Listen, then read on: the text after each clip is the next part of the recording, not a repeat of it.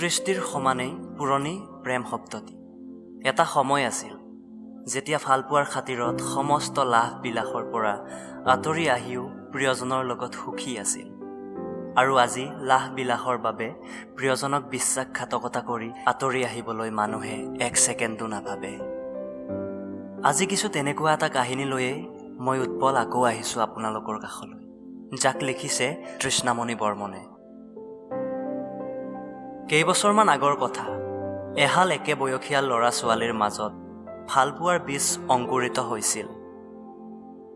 সুখ দুখ হাঁহি কান্দোনেৰে সিহঁতৰ ভালপোৱাই স্কুল শেষ কৰি কলেজৰ দেওনা পাৰ কৰোঁ অৱস্থা। সিহঁতৰ এই প্ৰেমৰ কথা লগৰ কেইজনমানে জানিছিল যদিও ডাঙৰ কোনোৱে গম পোৱা নাছিল। দিন বাগৰিল, সময়ত সিহঁতৰ কলেজীয়া জীৱনো অন্ত পৰিল। কলেজ শেষ হোৱাই ছোৱালীজনীৰ ঘৰতো লাহে লাহে তাইৰ বিয়াৰ বিষয়ে আলোচনা চলিব ল'লে। এইফালে ল'ৰাটোৱে তেতিয়া পঢ়া শেষ কৰি চাকৰিৰ বাবে চেষ্টা কৰি আছিলহে মাত্ৰ। ঘৰত বিয়াৰ কথা আলোচনা হৈ থকাৰ কথাবোৰ ছোৱালীজনীয়ে ল'ৰাটোক কয় আৰু তাক সদায় কিবা এটা কৰিবলৈ জোৰ দি থাকে, নহ'লে তাইক ঘৰৰ পৰা আনৰ লগত বিয়া দিব বুলি ভয় দেখুৱায়।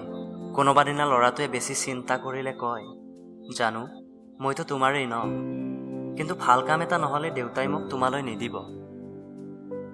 ছোৱালীজনীৰ এনেধৰণৰ কথা শুনি ল'ৰাটোৱে তাইক হেৰুৱাৰ ভয়ত আৰু দুগুণ গুৰুত্বৰে কাম বিচাৰিবলৈ ল'লে। কামৰ কাৰণে ঘূৰোতে সি সময়মতে খাব শুব নোপোৱা হ'ল। সময়ৰ অভাৱত সি ছোৱালীজনীক কেতিয়াবা সময় দিব নোৱাৰে। সেই কথাখিনিক লৈ ছোৱালীজনীয়ে সদায় ৰাতি কাজিয়া কৰে, কিন্তু কথাখিনি ভাবি নাচায় যে তাইৰ বাবে সি ইমান কষ্ট কৰি আছে। দিনৰ দিনটো কামৰ চিন্তাত ঘূৰি ঘূৰি ৰাতি আকৌ অশান্তিত শুবলগীয়া হয়। তথাপি ছোৱালীজনীৰ বাবে সাম্ভাব্য কষ্টখিনি কৰাত সি কেতিয়াও ক্ৰুটি কৰা নাছিল। এনেকৈ 4-5 মাহমান গ'ল। এদিনাখন গধূলি কাম বিচাৰি সোনকালে উভতি আহি ল'ৰাজনে শুই আছিল। এনেতে তাইৰ মোবাইলত ফোনটো বাজি উঠিল। সেইফালৰ পৰা ছোৱালীজনীৰ ফোনটো আহিছিল। সি হাঁহি এটা মাৰি লৰালৰিকৈ ফোনটো ৰিচিভ কৰিলে। সি আশা কৰিছিল ছোৱালীজনীয়ে তাক দিনটোৰ কথা সুধিব, কিন্তু ফোনটো ৰিচিভ কৰাৰ লগে লগে তাই যিখিনি কথা ক'লে সেইখিনি শুনি ল'ৰাজনে শিল পৰা কপৌৰ দৰে বহি ৰ'ল। তাই আচলতে তাৰ কষ্টৰ খবৰ ল'বলৈ নহয়, তাক কষ্ট দিবলৈহে ফোন কৰিছিল। দুদিন পিছত হেনো ছোৱালীজনীক চাবলৈ কোনোবা বেংকত চাকৰি কৰা ল'ৰা এজন আহিব।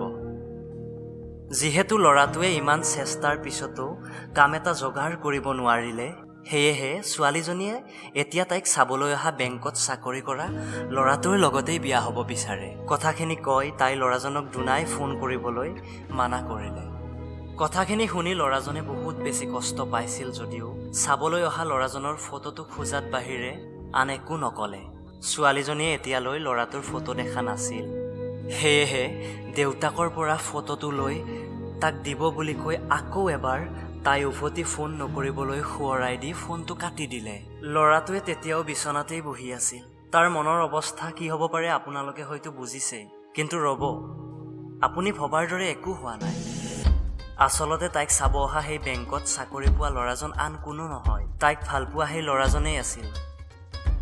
ৰাতিপুৱা কাম বিচাৰি ওলাই যাওঁতে ডাকুৱালজনে দি যোৱা এপইণ্টমেণ্ট লেটাৰখন পায়েই সি তাইক ছাৰপ্ৰাইজ দিবলৈ তাইৰ দেউতাকৰ লগত সকলো আলোচনা কৰি তাইক কথাখিনি ক'বলৈ মানা কৰিছিল, কিন্তু টকাৰ লোভত পৰি ছোৱালীজনীয়ে তাকেই ওলটা ছাৰপ্ৰাইজ দি গ'ল। কথাবোৰ ক'ৰ পৰা কি হ'ল ভাবি থাকোঁতেই তাৰ মোবাইলটো আকৌ এবাৰ বাজি কাট খাই গ'ল আৰু প্ৰায় লগে লগেই সৰু শব্দ এটা হৈ মেছেজ এটা আহিল, মোৰ ভুল হৈ গ'ল জান, মোক প্লিজ মাফ কৰি দিয়া।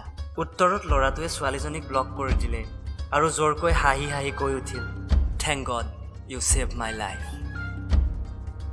গতিকে বন্ধুসকল, যদি কাহিনীটো ভাল লাগিছে কাহিনীটো লাইক, শ্বেয়াৰ আৰু চেনেলটো ছাবস্ক্ৰাইব কৰিবলৈ একেবাৰে নাপাহৰিব।